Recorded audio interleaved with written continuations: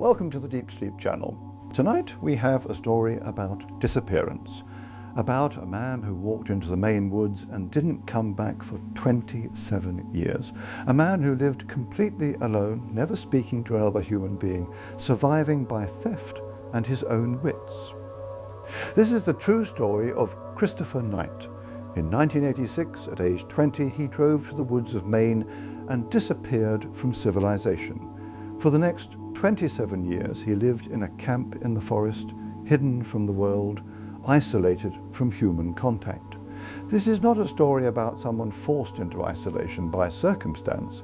This is a story about someone who chose isolation, who chose to reject civilization and live alone in the woods, who chose to remain hidden even when discovered. This is a story about the human capacity for solitude, about what happens to the mind when it's alone for decades, about the mystery of a person who rejects everything that society considers essential to human life. Close your eyes, let yourself walk into the Maine woods, let yourself find a hidden camp in the forest, let yourself experience the strange peace and strange terror of complete, chosen solitude. Part 10. Before the woods. The early life, who was Christopher Knight? Christopher Thomas Knight was born in 1965. He grew up in Albion, Maine, a small town in rural Maine. His childhood was ordinary in many ways. He had a family, he went to school, he had the normal experiences of an American boy growing up in the 1970s. But something was different about Christopher. He was quiet. He was isolated. He didn't fit in easily with other children. School was difficult. Social interaction was difficult. He felt disconnected from the people around him. His family struggled with his isolation. They wanted him to be social. They wanted him to make friends. They wanted him to fit in. But Christopher was fundamentally different.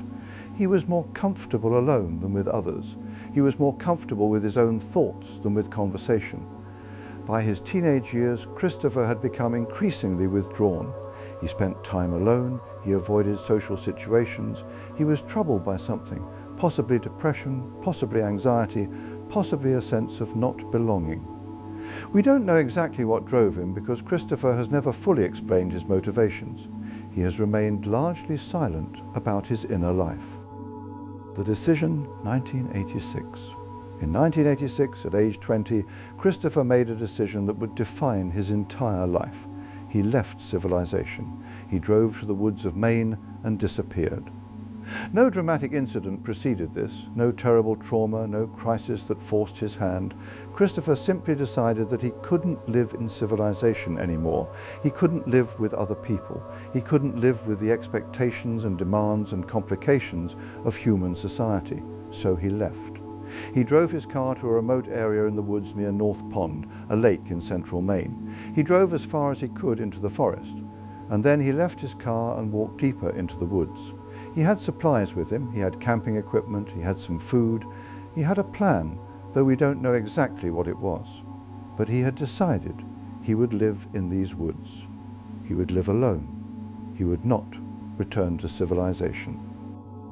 Part 2. The early years. Building a life in the forest, the camp. In the early years after entering the woods, Christopher built a camp. It was not elaborate, it was simple and hidden, a small shelter, well concealed from the outside world, a place where he could be completely hidden from any human observer. The location was crucial. Christopher chose a spot that was remote, far from trails and roads, a place where the chance of a hiker or hunter stumbling upon him was minimal, a place where he could be completely alone. The shelter itself was basic, a structure to keep out the rain and wind, a place to sleep, a place to store supplies. It was not comfortable by the standards of civilization, but it was functional. It was enough to survive. The first challenge, Christopher's first challenge, was survival. How would he get food? How would he get water? How would he stay warm in the Maine winter? The forest provided water. There were streams and ponds. Water was not a problem. Food was more difficult. Christopher couldn't hunt. He had no gun and didn't know how to hunt. He couldn't fish effectively. He couldn't farm. So how would he eat? The answer was theft. Christopher began stealing. He stole from nearby homes and camps. He stole food, supplies, equipment, everything he needed. For 27 years he survived by stealing from the people who lived on the edge of the forest.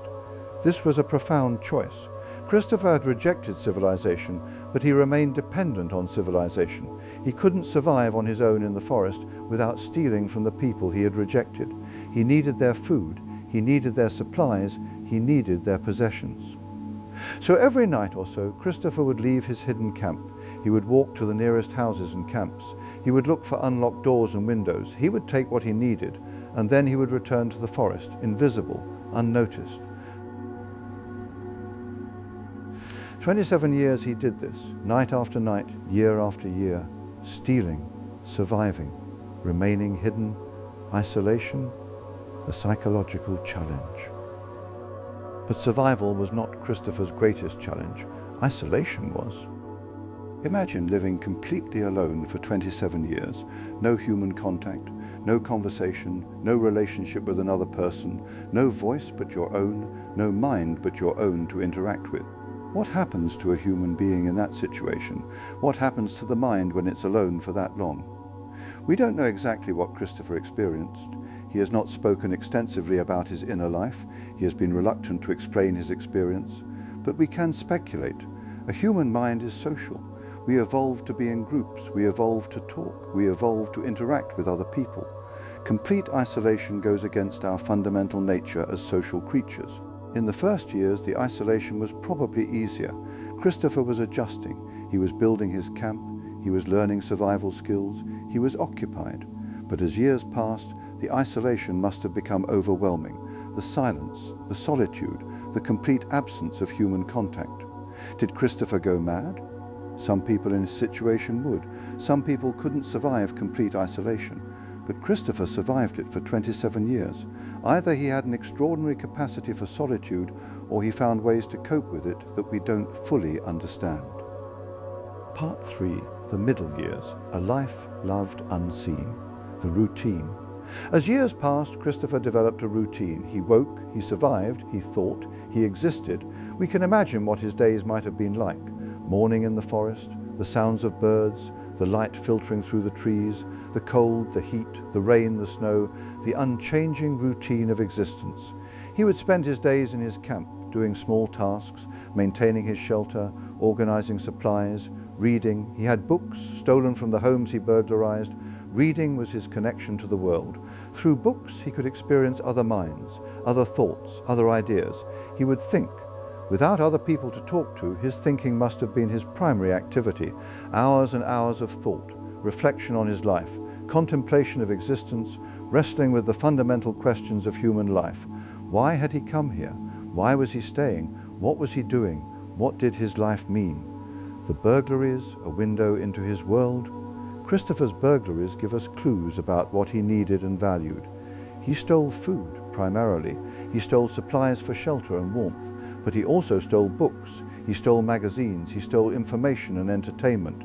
The people whose homes he robbed didn't know who was taking their things. There were burglaries in the area, dozens of them over the years. Police were baffled, they couldn't solve the crimes, they didn't know who was responsible. But Christopher was careful, he was methodical, he never hurt anyone. He never damaged property beyond the breaking and entering necessary to get inside. He simply took what he needed and disappeared. Over 27 years, he stole an estimated $80,000 worth of goods. It was a remarkable feat, burgling homes in the same area for decades without being caught, without being identified, without anyone understanding who or what he was. The solitude, years passing. Imagine 27 years. 27 years is longer than most marriages last. It's longer than most people's careers. It's longer than the entire lifespan of most historical figures of significance. 27 years of not seeing another human being. 27 years of not hearing another voice. 27 years of complete, absolute solitude. The seasons changed. Spring became summer, became fall, became winter, became spring again and again. 27 times. People were born, people died, the world changed, technology advanced, the internet was invented, cell phones became ubiquitous, the world transformed. And Christopher was alone in the woods, untouched by these changes, living in a timeless space, discipendent on civilization. The exaggeration, the discovery was shocking to the community. A man had been living in the woods for 27 years, stealing from local homes, and no one had known his identity. Who was this person? Where had he come from? Why had he done this? As details emerged, the story became increasingly fascinating. Christopher Knight, aged 47, had disappeared in 1986, had been living in the woods for 27 years, had never been seen, never been contacted, never been known. It was a remarkable story. It caught the attention of journalists and psychologists and the general public. Here was a man who had done what many people fantasize about. He had escaped civilization. He had lived alone. He had survived by his own wits. The interrogation. After his arrest, Christopher was interrogated. Police wanted to know about the burglaries. They wanted to know how he had survived. They wanted to know why he had chosen this life. Christopher was reluctant to talk. He didn't want to explain himself. He didn't want to justify his actions. But gradually, over time, he shared some details. He confirmed that he had been living in the woods for 27 years. He confirmed that he had been committing the burglaries. He explained that he needed the supplies to survive. But he was reluctant to discuss his motivations. Why had he left civilization? Why had he chosen this life? What had driven him to disappear? Christopher's answers were vague. He said he couldn't live with other people. He said he was happier alone. He said he didn't want to explain himself further. The trial and sentencing. Christopher was charged with burglary. He confessed to the crimes. He was tried and convicted. Sentencing was an interesting question. Christopher had committed dozens of burglaries over 27 years. Technically, he could have been sentenced to decades in prison, but judges and prosecutors were sympathetic to some extent. Christopher had harmed no one. He had simply stolen supplies. Christopher was sentenced to 7 years in prison, though he was released after serving 1 year on the condition that he not return to the woods. The aftermath, reiteration. After 27 years in the forest, Christopher Knight had to relearn civilization. He had to learn to live with other people. He had to learn to follow rules. He had to learn to exist in a society he had rejected. It was difficult. Reports suggest that Christopher struggled with the transition. He was uncomfortable around people. He was not used to social interaction. He was not used to the demands and complications of living in society. He found work. He found housing. He tried to rebuild a life in civilization. But he never fully reintegrated. He remained withdrawn. He remained strange. The 27 years in the forest had changed him in ways that couldn't be undone. Part 5. The Mystery of Motivation. Why? The central question about Christopher Knight's story is why. Why did he do this? Why did he leave civilization? Why did he stay for 27 years? What was he trying to prove or escape? Christopher has never fully answered this question. In interviews, he has been vague and reluctant. He has said that he couldn't live with other people. He has said that he was happier alone. But he hasn't given a clear, comprehensive answer to why. Some people speculate that he was mentally ill, that he had depression or anxiety, or some other psychological condition that made civilization unbearable. But Christopher has not claimed mental illness. He has said that he was fine, that his choice was rational. Others speculate that he was rejecting materialism or consumerism, that he was making a statement about modern society by opting out. But Christopher hasn't framed his choice as a protest. He hasn't positioned himself as a critic of civilization. He has simply said that he couldn't live in it. The freedom of isolation. One way to understand Christopher's choice is through the lens of freedom. In civilization, we are constrained. We have rules. We have expectations. We have obligations to other people. We have to perform social roles. We have to meet demands. In the forest, alone, Christopher was free. He was free from all of these constraints. He was free to do what he wanted. He was free to exist on his own terms. He was free from the burden of social interaction. For some people, this freedom would be worth the hardship of isolation. For some people, the cost of civilization, the constraint, the obligation, the performance is too high. They would prefer solitude. Christopher seems to have been one of these people. He preferred isolation to the constraints of civilization. He chose freedom, even if it meant loneliness. The solitude as refuge. Another way to understand Christopher's choice is to see the forest as a refuge, a place where he could hide from civilization, a place where he could be safe from the demands and complications of social life. In civilization, Christopher was uncomfortable. He was isolated and unhappy. The forest offered him a place where his isolation made sense, where his loneliness was an appropriate response to his environment, where he could be alone without feeling alienated. In the forest, he wasn't alone in an alien world. He was a person living in an environment suited to solitude. He was comfortable in his own way. He had found a place where he fit. The paradox of his dependence. But there is a paradox at the heart of Christopher's story. He rejected civilization, yet he remained dependent on it. He stole from civilization to survive.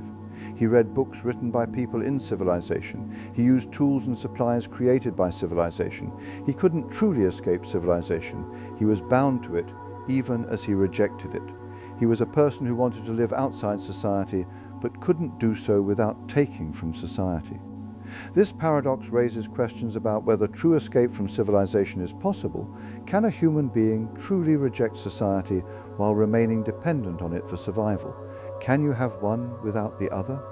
Christopher's life suggests the answer is no. Even in radical isolation, he was connected to civilization. Even in the woods, he was part of society, albeit as a thief and an outsider. Part 6.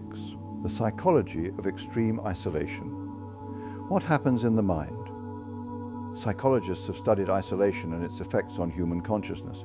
People in extreme isolation, prisoners in solitary confinement, for example, often experience psychological deterioration. They hallucinate, they lose track of time, they become depressed, they struggle with their sense of self. Did this happen to Christopher? We don't know. When he was discovered, he seemed relatively functional, but that doesn't mean he didn't experience psychological disturbances during his 27 years. It's possible that Christopher experienced periods of depression, hallucination, or mental disorientation. It's possible that he struggled with his sense of identity. It's possible that extended isolation damaged his mind in ways that were not visible when he was arrested.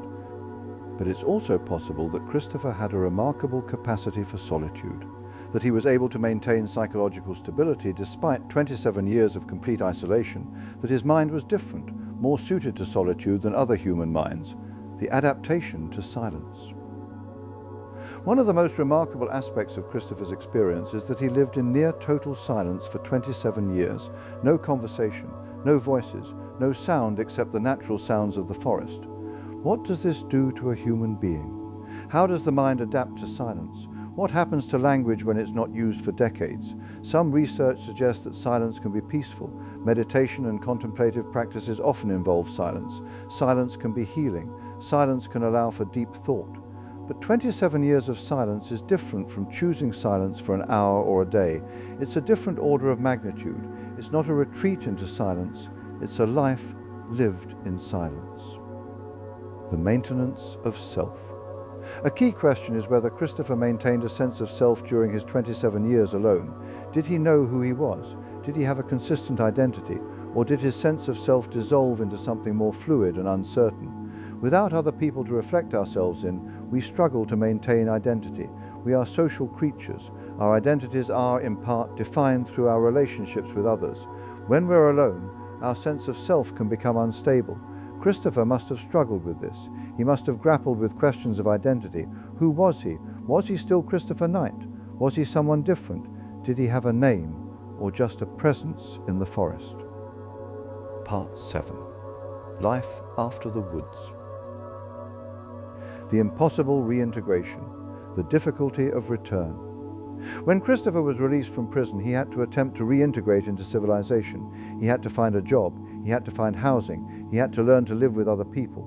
This was extraordinarily difficult. After 27 years in the woods, civilization would have seemed alien. People would have seemed strange. Rules and social conventions would have seemed arbitrary and burdensome. Reports suggest that Christopher struggled. He was uncomfortable around people. He was irritable. He was withdrawn. He didn't understand modern technology. He didn't understand modern social norms. He found work through a non-profit organization that helps formerly incarcerated people. He found housing. He tried to build a life. But he was fundamentally changed by his 27 years in the forest.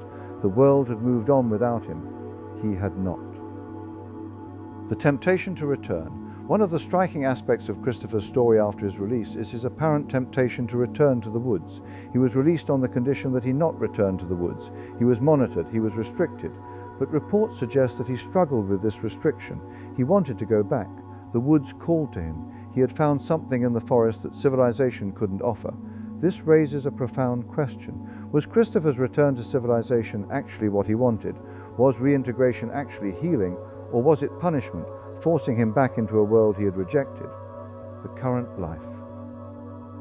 As far as public records indicate, Christopher Knight has remained in Maine after his release. He lives quietly, he works, he doesn't speak to the press, he doesn't give interviews. He has returned to invisibility, not through isolation in the woods, but through anonymity in civilization.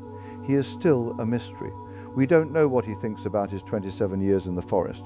We don't know if he regrets his choice. We don't know if he's found any measure of peace in civilization. He remains largely silent, just as he was silent for 27 years in the woods. Part 8. Meditation. The meaning of his story. What Christopher teaches us.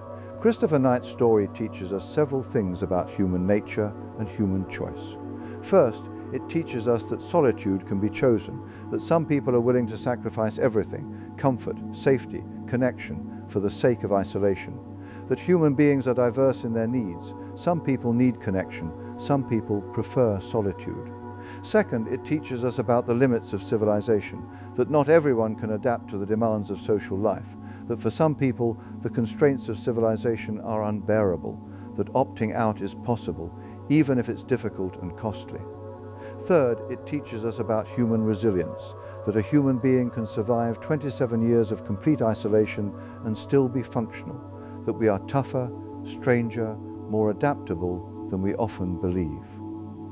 Fourth, it teaches us about the paradoxes of escape, that you can't truly escape society while remaining dependent on it, that freedom is complicated, that the costs of radical choices are high. The question of happiness, the deepest question about Christopher's story, is simple. Was he happy? Were the 27 years in the forest worth it? We don't know. Christopher hasn't answered this directly, but his story suggests that he found something in the forest, peace, freedom, a sense of rightness that he couldn't find in civilization. Whether that something was worth the cost of 27 years of isolation, only Christopher can answer. And he's not saying the mirror of our own lives. Christopher's story is also a mirror for our own lives. It invites us to ask, what constraints do we live under? What would we sacrifice for freedom? What parts of civilization do we resent? What parts of civilization do we depend on? Most of us won't answer Christopher's way. Most of us won't run into the woods and disappear. But many of us recognize the impulse. Many of us feel the weight of civilization's demands. Many of us fantasize about escape. Christopher actually did what most of us only fantasize about. He escaped. He lived. He survived on his own terms.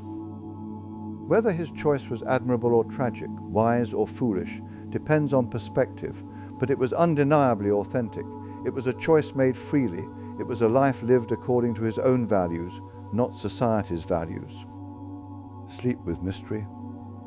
As you drift into sleep tonight, carrying Christopher's story with you, contemplate the mystery of him.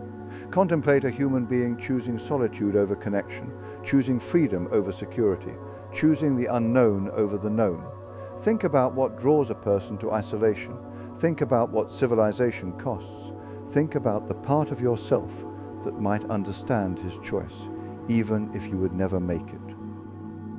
Think about 27 years. Think about that span of time lived in silence. Think about a mind working alone, without other minds to bounce against. Think about the strange peace that might come from such isolation, and think about the question.